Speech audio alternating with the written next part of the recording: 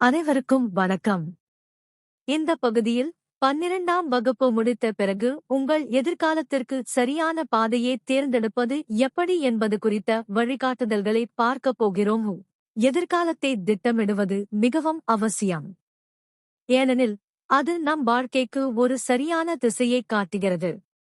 முறையான திட்டம் இல்லை என்றால் மாணவர்கள் குழப்பமடைந்து தவறான படிப்பை தேர்வு செய்ய நேரிடலாம்.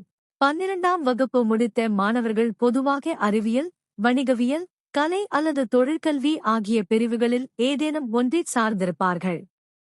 ஒவ்வொரு பிரிவிலும் வெவ்வேறு விதமான வேலைவாய்ப்புகள் உள்ளன. அறிவியல் பிரிவு மாணவர்கள் பொறியியல், மருத்துவம், பார்மசி அல்லது இத்துறைகளைத் தேர்ந்தெடுக்கலாம்.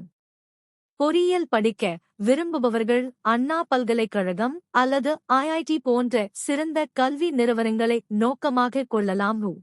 வணிகவியல் மாணவர்களுக்கு நிதி மற்றும் வணிகத் துறைகளில் சிறந்த வாய்ப்புகள் உள்ளன. குறிப்பாக சிஏ போன்ற படிப்புகள் ஐசிஐ நிறுவனத்தால் வழங்கப்படுகின்றன. கலைத்துறை மாணவர்கள் சட்டம், இதழியல் போன்ற துறைகளில் ஈடுபடலாம். மேலும் யுபிஎஸ்சி போன்ற போட்டித் தேர்வுகளை எழுதி ஐஏஎஸ், ஐஎஸ் போன்ற உயரிய அரசு பணிகளுக்கும் செல்லலாம். எந்த பிரிவைச் சேர்ந்த மாணவர்களும் எஸ்எஸ்சி, வங்கித் தேர்வுகள், ரயில்வே மற்றும் மாநில அரசு நடத்தும் டிஎன்பிஎஸ்சி போன்ற போட்டித் தேர்வுகள் மூலம் அரசு வேலைக்கு செல்ல முடியும். ஒரு துறையை தேர்ந்தெடுப்பதற்கு முன் உங்கள் ஆர்வம் மற்றும் திறமையை ஆராயுங்கள். மற்றவர்கள் எடுக்கிறார்கள் என்பதற்காக ஒரு படிப்பை தேர்ந்தெடுக்காதீர்கள். வெற்றி என்பது மதிப்பெண்களில் மட்டும் இல்லை.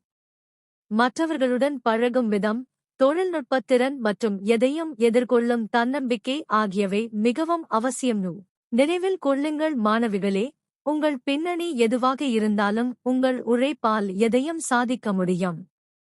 இந்த பகுதியில் நாம் மேலோட்டமாக பார்த்த அனைத்து படிப்புகளை பற்றியும், அந்த படிப்புகள் எந்த கல்லூரிகளில் உள்ளன, அவற்றுக்கு எப்படி விண்ணப்பிப்பது மற்றும் மாணவிகளுக்கான கல்வி உதவித்தொகை, ஸ்காலர்ஷிப்ஸ் என்னென்ன இருக்கின்றன என்பதை பற்றி அடுத்த வீடியோவில் நாம் மிக விரிவாக பார்க்கப் போகிறோம்.